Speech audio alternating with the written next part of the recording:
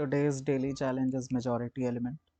Given an array nums of size and return the majority element.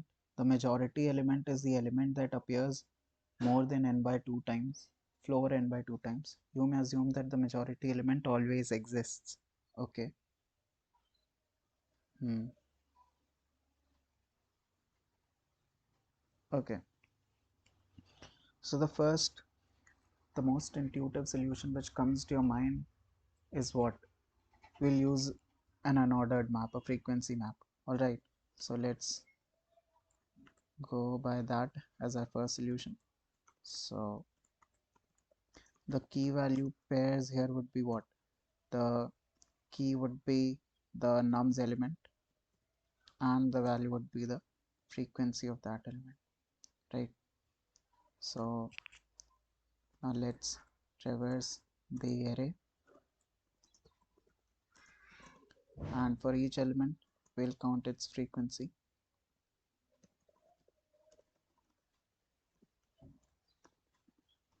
Now we have the frequency of each element in the unordered map.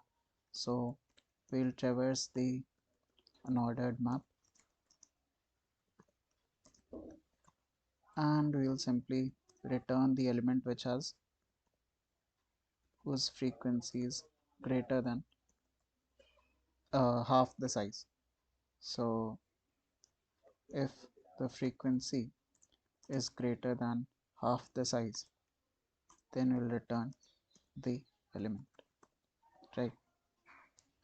And here we will return anything because we'll know that we'll get our answer from here. Since we are given that, we may assume that the majority element always exists. And yeah, before submitting, let's define n. N is the size.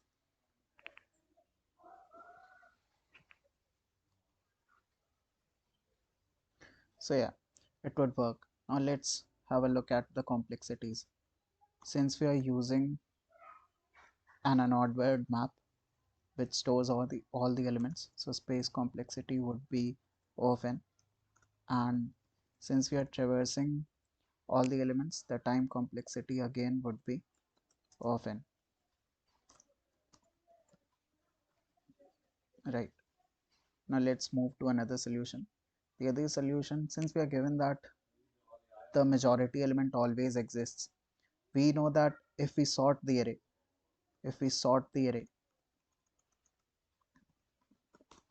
then at the middle index of the array will always find the element, right? And like we can find the element in indices which are more than the middle index, but for sure we are going to find the majority element in the middle index as well. So that is what we're going to do. We'll sort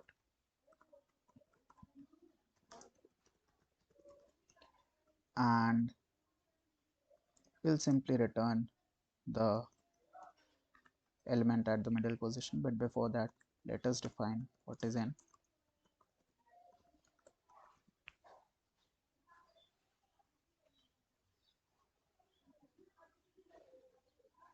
So yeah, this works too.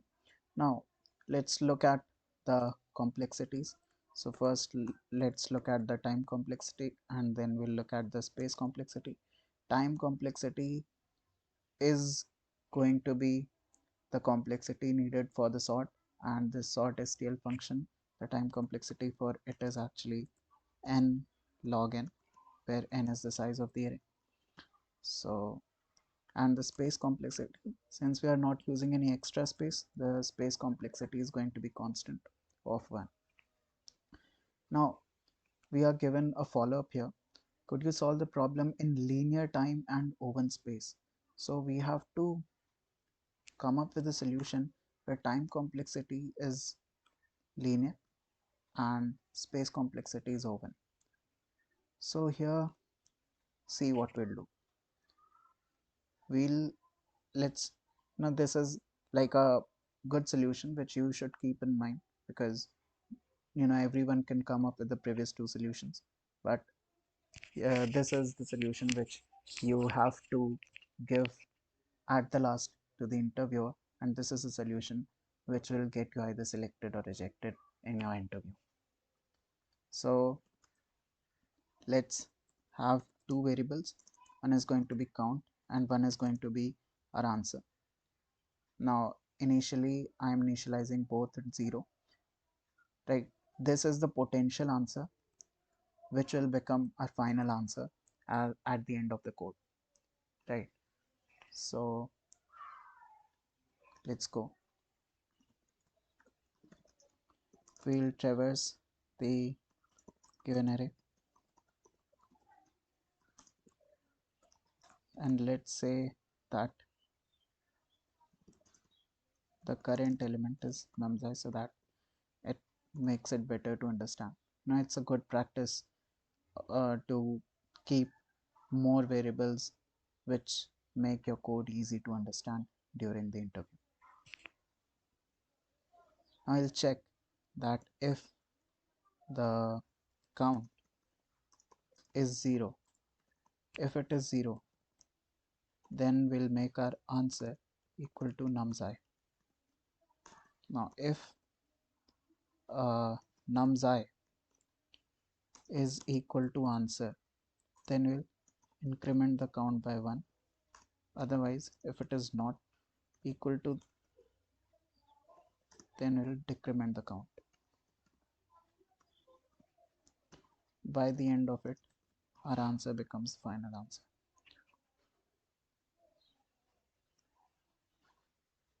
Yep, that's it. Now, so how does it work? Let's go through this thing, the given example, which is 2 2 1 1 1 2 and 1. So initially the count is 0 and the answer is also 0, right? So you know why this works. This works because we are given that the majority element always exists.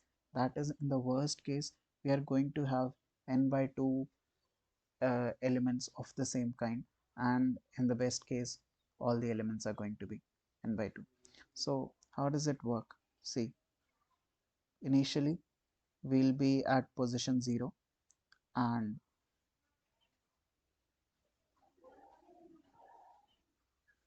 will be at position 0, so the count is 0, so our answer would be 2. Now if answer is equal to numzi, yes, the answer is 2 and the current element is also 2, so our count will be increased to 1 and our answer would become 2. Now again we'll go to the first index, so it will check if count is 0. No, count is not 0, it is 1. If numzi equal to answer, is numzi 2 equal to the answer, which is 2? Yes, it is, so we'll increment the count to 2. We'll come to this index, the second index, and again we'll see if count is 0. No, the count is 2. If numzi equal to answer, no, it's not, so we'll go to the else condition and we'll decrement the count by 1. We'll come to this index, we'll see if count is 0, it's not, it's 1. If numzi equal to answer, is numzi, which is 1, equal to 2? No, it is not, so we'll again decrement and count becomes 0. Now we'll come here and we'll check if count is 0. Yes, the count is 0, so our potential answer becomes 1. If numzi equal to answer, if numzi is 1 equal to 1, yes it is, so count becomes 1. We'll increment the count. Now we'll come here, so is count equal to 0? No. Is numzi equal to answer? It's not, so count decrements by 1, 0. See here, this is 2, so I'll correct it to 2. Now we come to the last index. See, till now our answer is 1 and our count is 0. So we'll come at the last index and we'll see if count is equal to 0. Yes, it is. Then the answer is going to be numzi, which is 2. If numzi equal to answer, yes, the count is going to increase. else count minus minus. We have traversed the array. The final answer, the final value in our variable answer is 2.